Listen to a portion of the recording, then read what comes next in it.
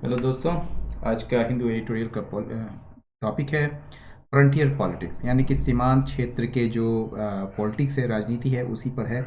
और ये जो बात हो रही है, असम की बात हो रही है, वहाँ पर चुनाव होने वाले हैं।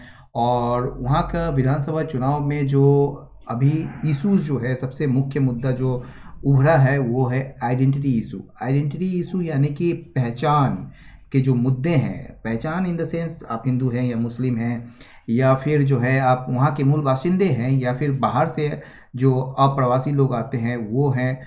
तो उसी पर ये आज का चर्चा है। और मैं हूँ आपके साथ अमिताभ आनंद। तो देखते हैं आइडेंटिटी इश्यूज, यानी कि जो पहचान के जो मुद्दे हैं वो हैव टेकन सेंटर स्टेज। वो जो है मतलब कि केंद्र बिंदु के रूप में आ चुका है, यानी कि सबसे महत्वपूर्ण मुद्दा बन चुका है इन द असेंबली इलेक्शन, यानी कि विधानसभा चुनाव में असम में। ठीक है। The BJP's rise to power in Assam in 2016 was remarkable. ये जो बीजेपी की जो राइज है, उत्थान है पावर में, यानी सत्ता में, असम में 2016 में। ठीक है ना। तो 2016 में असम में जो बीजेपी सत्ता में आई वो निश्चित रूप से जो है एक रिमार्केबल अचीवमेंट था, एक उल्लेखनीय चीज़ था। And the party has set, और ये जो बीजेपी है यानी कि भाजपा पार्टी जो है, यहाँ पर बीजेपी की बात हो रही है, ये जो है even higher goal this time, इस बार जो है उसने जो है गोल यानी कि लक्ष्य जो निर्धारित किया है और ऊंचा लक्ष्य निर्धारित किया है। वो क्या है लक्ष्य? To win 100 of the 126 assembly seats. ठीक है ना। यानी कि 126 जो विधानसभा सीट्स है उसमें 100 सीट को जीतने का ये लक्ष्य है उनका, अपने एलाइज के साथ, अपने मतलब कि सहयोगियों के साथ। और सहयोगी कौन है? असम गण परिषद है, United People's Party, liberal and Rabha Jotha Manch. Rabha जोता मंच जो है एक अन्य पार्टी है। तो ये सारे जो बीजेपी के हैं वो एलाइज हैं। द इलेक्ट्रोल लैंडस्केप, ये जो चुनावी परिदृश्य है इस बार का, ठीक है ना, is significantly different this time. इस बार जो है मतलब कि काफ़ी बहुत हद तक जो है वो डिफरेंट है, अलग है एकदम। विथ रीअरेंज अलाइंसेस, जिसमें जो अलाइंसेस जो है वो रीअरेंज हो गया है, मतलब कि फिर से जो है उनमें कहीं ना कहीं उसकी जो बंदोबस्त है, ये जो उनकी जो व्यवस्था है वो फिर से अलग अलग मतलब व्यवस्थित की गई है। जो पहले के जो अलायंस जिसके साथ होगा वो हो सकता है इस बार नहीं हो, या फिर कुछ पार्टियां जो है जो कि वहाँ के जो रीजनल पार्टीज़ हैं वो नेशनल पार्टीज़ के साथ जुड़ गए हों। तो ये जो री अलाइंसेस है और इमरजेंस ऑफ न्यू इशूज़, और जो नए मामलों, नए इशूज़, जैसे कि सिटीजनशिप अमेंडमेंट एक्ट हो गया आपका, ठीक है ना। तो सिटीजनशिप अमेंडमेंट एक्ट जैसे नए मामले का आना या उभरना, और साथ ही साथ रीअरेंज्ड अलाइंसेस जो है, ये सब को देखते हुए जो है इस बार का इलेक्ट्रोल लैंडस्केप जो है वो पूरी तरह से, या कह सकते हैं बहुत हद तक जो है वो डिफरेंट है। गोइंग बाय 2016 फिगर्स, अगर 2016 के आंकड़ों को देखें, the Mahajot of parties, Mahajot जैसे वहाँ पर महाजोत कहा जाता है, और बिहार या फिर जाके आप यूपी वगैरह में देखेंगे तो इसको महागठबंधन क्या कहा जाता है। तो महाजोत ऑफ पार्टीज मतलब कि एक पार्टीज के जो एक महागठबंधन कह सकते हैं, या फिर एक जो एक यूनियन है, इंक्लूडिंग द कांग्रेस, जिसमें कौन कौन शामिल है? कांग्रेस शामिल है, all India United democratic front शामिल है, और बोडोलैंड पीपल्स फ्रंट शामिल है। तो ये जो 2016 के आंकड़ों को देखेंगे तो ये जो महाजोत ऑफ पार्टीज को जो है वो कितना वोट मिला था? 48.81% शेयर ऑफ द वोट्स। ठीक है ना। यानी कि लगभग लगभग आधा परसेंट, 0.49%, यानी कि 48.81% of share of the votes उसको मिला था भैया। ठीक है। The combined vote share of the Congress and AIUDF, अब कहा जा रहा है ये जो संयुक्त जो वोट शेयर है दोनों को मिलाकर, इसका, कांग्रेस का और ये जो है आपका क्या है, AI मतलब कि all India United democratic front का मिलाकर जो संयुक्त वोट शेयर जो था, ठीक है ना, वो कितना था? वो कहीं ज़्यादा था उन 17 सीटों में जहां पर बीजेपी जो है जीत हासिल की थी पिछले बार। ठीक है ना, had one last time. N alliance of regional parties, ये जो गठबंधन है क्षेत्रीय दलों का, ठीक है ना, द असम जातीय परिषद, अखिल गोगोईज राजबोर दल, बोथ फॉर्म्ड 6 मंथ्स एगो, दोनों का गठन जो हुआ था 6 महीने पहले हुआ था, किसके बाद? Following the anti CAA movement. वहाँ पर एक CAA के खिलाफ जो है एक आंदोलन चलाए गए थे, उसके बाद जो है इन दोनों का 6 महीने पहले जो है इसका गठन किया गया था। अखिल गोगोईज राइजोर दल और एक है असम जातीय परिषद, इन दोनों का गठन हुआ था। तो ये जो अलायंस है, मतलब इन दोनों का जो अलायंस है रीजनल पार्टीज़ का, ठीक है ना, could make the contest triangular. इससे जो है ये कॉन्टेस्ट, ये जो प्रतिस्पर्धा है ये त्रिकोणीय हो सकता है, at least in the eastern parts, कम से कम पूर्वी क्षेत्रों में, ठीक है ना, पूर्वी हिस्सों में। The Congress is facing a leadership vacuum. अब देखिए कांग्रेस में क्या हो रहा है कि वहाँ पर जो है एक मामला है लीडरशिप वैक्यूम, मतलब वहाँ पर नेतृत्व है ही नहीं, ठीक है, वैक्यूम है, यानी कि शून्य है वहाँ पर। तो कांग्रेस जो है वो सामना कर रही है लीडरशिप वैक्यूम की समस्या सामना कर रही है, और साथ ही साथ जो है उसी टसल भी सामना कर रही है, मतलब कि इनके बीच जो है कहीं ना कहीं एक दूसरे के खिलाफ जो है फाइट भी चल रहा है, ठीक है। टसल मतलब फाइट या disagreement at the same time, मतलब कि एक ही समय में एक तो लीडरशिप वैक्यूम है और साथ साथ टसल भी चल रहा है। And the BJP has to reconcile, और बीजेपी को जो यानी भाजपा को जो है वो सामंजस्य स्थापित करना पड़ेगा किसके साथ, विद द फ्रिक्शन। फ्रिक्शन मतलब हो गया डिसएग्रीमेंट, ठीक है ना, या रोष, या कह सकते हैं असहमति, या फिर कह सकते हैं आप संघर्ष। तो arising out of the fact, ये जो संघर्ष जो है, ये जो असहमति जो है, ये इस तथ्य से सामने आ रहा है कि that it's most effective and popular leader, इसका सबसे ज़्यादा प्रभावी और लोकप्रिय नेता जो है वो कौन है, वो फाइनेंस मिनिस्टर हेमंत विश्व शर्मा है, जो कि एक फॉर्मर कांग्रेसमैन है, जो कि एक पूर्व कांग्रेसमैन है। तो ये जो है एक फ्रिक्शन है जिसको कि बीजेपी को सामंजस्य स्थापित करना पड़ेगा, उसके साथ लेके चलना पड़ेगा, ठीक है। और ये फैक्ट है कि ये जो है फॉर्मर कांग्रेसमैन है, फाइनेंस मिनिस्टर जो अभी के हैं हिमंता विश्व शर्मा, ठीक है। Sorry. The BJP claims Assam so fast-paced development and there is no noticeable anti-incumbency. BJP का दावा ये है कि असम जो है वहाँ पर तेज विकास देखा गया, ठीक है ना, असम ने देखा एक तेज विकास को, यानी कि असम में तेज विकास हुआ है। And there is no noticeable, और कोई भी नोटिसेबल मतलब ध्यान देने योग्य, ठीक है, या रिमार्केबल उल्लेखनीय कोई भी एंटी इनकमेंसी नहीं है, यानी कि सत्ता के विरोध में कोई रुझान नहीं है। लोगों का जो एक मंतव्य है या जो एक ओपिनियन है वो सत्ता के विरोध में नहीं है, एंटी इनकमेंसी नहीं है वहाँ पर।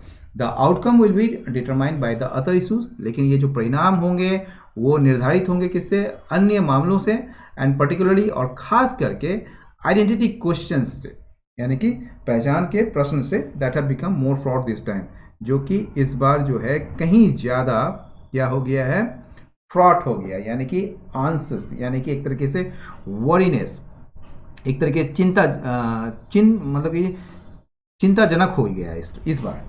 Regional variations in political trends, ये जो पॉलिटिकल ट्रेंड्स को लेकर जो है रीजनल जो वेरिएशंस है, मतलब कि इस क्षेत्र में कुछ और चल रहा है, उस क्षेत्र में अलग वेरी कर रहा है ट्रेंड्स, ठीक है ना। तो मतलब ईस्टर्न क्षेत्र में कुछ चल रहा है, सेंट्रल पार्ट में असम के कुछ और चल रहा है, वेस्टर्न पार्ट में कुछ और चल रहा है, ठीक है। तो ये जो रीजनल वेरिएशंस है ना पॉलिटिकल ट्रेंड्स का, जो राजनीतिक रुझान का जो क्षेत्रीय विविधता है वो बड़ा तेज है, आर शार्प, ठीक है ना। एंड बीजेपी अटेम्प्ट, और बीजेपी का जो प्रयास है, जो कोशिश है, is to construct Hindu identity, वो प्रयास किया है, कोशिश किया है हिंदू पहचान को बनाने की या निर्मित करने की, बीजेपी का प्रयास है। दैट सब्ज्यूम्स, जो शामिल कर लेता है या अपने आप में उसको अंतर्निहित कर लेता है ethnic and linguistic ones. Ones का मतलब क्या हो गया आपका, ये आइडेंटिटी, ठीक है ना। तो ये जो इथनिक से जुड़े हुए या फिर लिंग्विस्टिक से जुड़े हुए जो पहचान है, यानी कि जातीय या भाषाई जो पहचान है, उसको कहीं ना कहीं हिंदू आइडेंटिटी जो है उसको सब्ज्यूम कर लेगा, मतलब उसको इंक्लूड कर लेगा, उसको अंतर्निहित कर लेगा अगर आप हिंदू आइडेंटिटी को बना लेते हैं तो वही कोशिश बीजेपी कर रही है। Mister Sharma has been targeting Muslims in his rhetoric. Mister Sharma जो हैं, हिमंत विश्व शर्मा जो हैं, वो मुस्लिम को निशाने पर मतलब कि रखे हुए हैं अपने बयानबाजी में, मतलब वो निशाना बनाते रहे हैं अपने बयानबाजी में मुस्लिमों को। The CAA along with the national register of citizen, that is NRC. ये सीएए और साथ ही साथ जो एनआरसी है, नेशनल रजिस्टर ऑफ सिटीजन, ठीक है ना, got the religious fault line intertwined with the ethnic one, denying the BJP any clear advantage। ये जो सीएए के साथ साथ जो नेशनल रजिस्टर्स ऑफ सिटीजन्स यानी कि एनआरसी जो है, इसने क्या किया है, इसने रिलीजियस यानी कि धार्मिक जो समस्याएं हैं, फॉल्ट लाइन जो है, एक दरार जो है, उसको उलझा दिया है इथनिक वन के साथ, यानी कि इथनिक दरार जो वहाँ पर है, यानी कि जातीय जो दरार है, एक जातीय जो समस्या है, उसके साथ ये उलझ गया है, ठीक है ना। एक तरीके से वो जो है कनेक्टेड हो गया है, ठीक है। और इस तरह जो है डिनाई कर रहा है, यानी कि जिससे जो है बीजेपी को कोई भी स्पष्ट लाभ जो है मतलब कि नहीं हुआ है, ठीक है ना। मतलब उसको डिनाई किया है, इनकार किया है, यानी कि उससे नहीं हुआ है बीजेपी को कोई भी clear advantage. The fear of illegal migrants over running indigenous populations has been a perennial issues. ये जो फियर है ना, डर किस चीज़ का, जो अवैध जो प्रवासी होते हैं वो ओवररन करने का इंडिजिनस पॉपुलेशंस को, जो असम के स्थानीय लोग हैं, जो स्थानीय आबादी हैं, उसको जो है इलीगल माइग्रेंट्स के द्वारा मतलब कि पूरी तरह से आच्छादित कर देने, यानी कि पूरी तरह से उसको ओवररन का मतलब क्या होता है, टू फिल द प्लेस या to fill something with large numbers, मतलब कि कोई भी चीज़ को बहुत ज़्यादा भर देना किसी चीज़ से। मान लीजिए स्थानीय पॉपुलेशन जो है मान लीजिए 100 है, ठीक है, लेकिन इलीगल माइग्रेंट्स जो है वहाँ पर आ जाते हैं 110 हो जाते हैं, 115 हो जाते हैं, 150 हो जाते हैं, तो वो ओवररन कर देते हैं इंडिजिनस पॉपुलेशंस को। तो ये जो फियर है इलीगल माइग्रेंट्स के द्वारा ओवररन करने का इंडिजिनस पॉपुलेशंस को, वो एक has been a perennial issue. ये जो है एक सदाबहार एक मामला है, सदाबहार मतलब कि हर हमेशा से रहा है ये इशू, बट दिस टाइम, लेकिन इस बार जो है द फोकस है शिफ्टेड, ध्यान जो है वो बदल, मतलब कि ध्यान जो है, ध्यान का केंद्र जो है कह सकते हैं वो बदल गया है किस तरफ, from migrant Bangladeshi Muslims to Bangladeshi Hindus. ये जो शिफ्ट, जो ध्यान जो है वो बदल कर किधर चला गया है, जो अप्रवासी जो बांग्लादेशी मुस्लिम्स हैं उससे अब बांग्लादेशी हिंदूज की तरफ चला गया है, जिसके पक्ष में उस साइड, जिसके पक्ष में जो है बीजेपी ने मांग की है या बीजेपी ने चाहा है टू टेक, जिसके साइड में मतलब कि एक तरीके से उसका साइड लेना चाहा है बीजेपी ने, ठीक है ना, उसके पक्ष में खड़ा होना चाहा है। कैसे? Through the new citizenship regime. ये जो न्यू सिटीजनशिप रेजिम है CAA, उसके माध्यम से the party is now trying to underplay the CAA as an electoral issue. अब जो पार्टी है यानी कि बीजेपी आपका कह सकते हैं, वो कोशिश कर रही है अंडरप्ले करने की CAA को, यानी कि CAA को इलेक्टोरल इशू के रूप में, यानी कि चुनावी मुद्दा के रूप में CAA को कम आंकने की कोशिश कर रही है। अंडरप्ले मतलब कम आंकना, to make something seem less important, ठीक है ना। तो पार्टी क्या कर रही है कि वो कोशिश कर रही है CAA को इलेक्टोरल इशू के रूप में कम आंकने की, but the other two alliances, लेकिन जो अन्य दो अलायंसेस हैं, जैसे कांग्रेस के हैं और जो रीजनल पार्टीज़ के जो हैं, जो कि अभी CAA के बाद जो उसका गठन हुआ है 6 महीने पहले, तो ये जो अन्य दो अलायंसेस हैं वो कोशिश कर रहे हैं क्या करने की, to keep the focus on it, इस पर्टिकुलर मैटर पर जो है अपना ध्यान गराए हुए हैं, एक तरीके से रखे हुए हैं, रखने की कोशिश कर रहे हैं, and put the BJP on the back foot.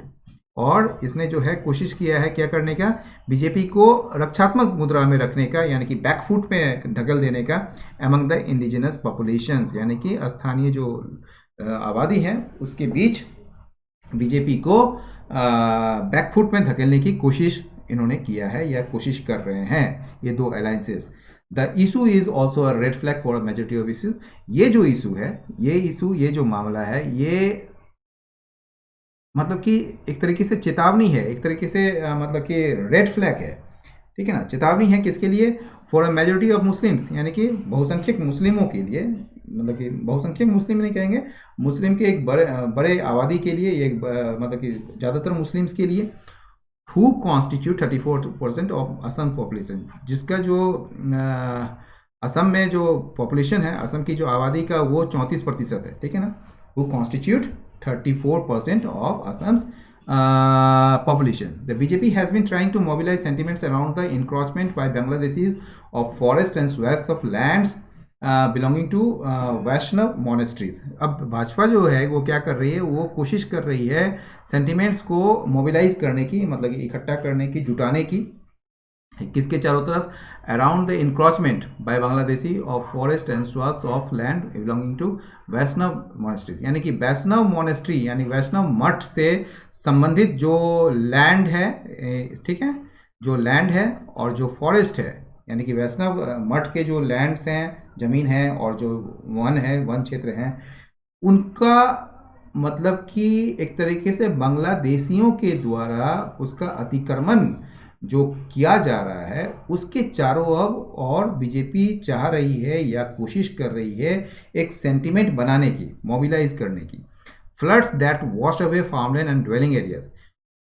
Floods जो कि वॉश अवे कर देती है फार्मलैंड, खेतों को बहा देती है, या फिर ड्वेलिंग एरियाज को, यानी कि खेत और आवासीय क्षेत्रों को, ठीक है ना, या आवासीय इलाकों को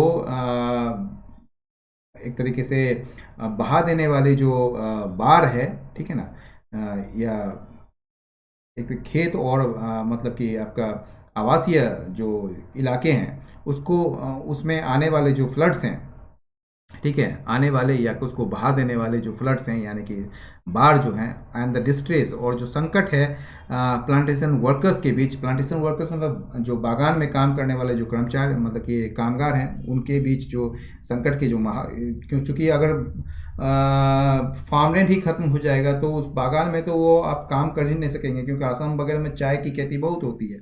तो उनके बीच जो प्लांटेशन वर्कर्स के बीच जो एक डिस्ट्रेस है, संकट है, जो आपदा है, वो जो ये जो चीज़ है, जो कि एक वोटिंग ब्लॉक है, ये जो है ईस्टर्न असम और सदर्न असम में जो है ये एक वोटिंग ब्लॉक है, एक तरीके का, पर्टिकुलरली इन 45 सीट्स, खास करके 45 सीटों में जो कि ईस्टर्न और सदर्न असम में है. ये जो फ्लड्स जो है और ये जो डिस्ट्रेस है, ये दोनों जो है क्या है, एक कैंपेन इशू है, ठीक है, चुनाव के मुद्दे हैं, ठीक है. सैडली, लेकिन अफसोस ये है कि इस प्रकार के मटेरियल मतलब कि इम्पॉर्टेंट, इस प्रकार के जो इम्पॉर्टेंट प्रश्न जो होते हैं और ओनली सेकेंडरी, वो गौन हो जाते हैं, ठीक है ना, ये गौन हो जाते हैं चुनाव में, इन कैंपेन अभियान, चुनाव अभियान में, जो कि ओवरवेल्म होते हैं आइडेंटिटी इशू से. यानी कि ये जो चुनाव अभियान जहाँ पर आइडेंटिटी इशू जो है वो प्राथमिकता बनी, मतलब कि बनाकर रखी गई है, वहाँ पर इस टाइप के मतलब कि मटेरियल क्वेश्चंस जो है बिल्कुल गौन हो जाते हैं, उसका कम महत्व दिया जाता है. तो दोस्तों, आज का ये वीडियो यहीं समाप्त हुआ. लाइक करें, शेयर करें, सब्सक्राइब करें. बहुत बहुत धन्यवाद. नमस्कार.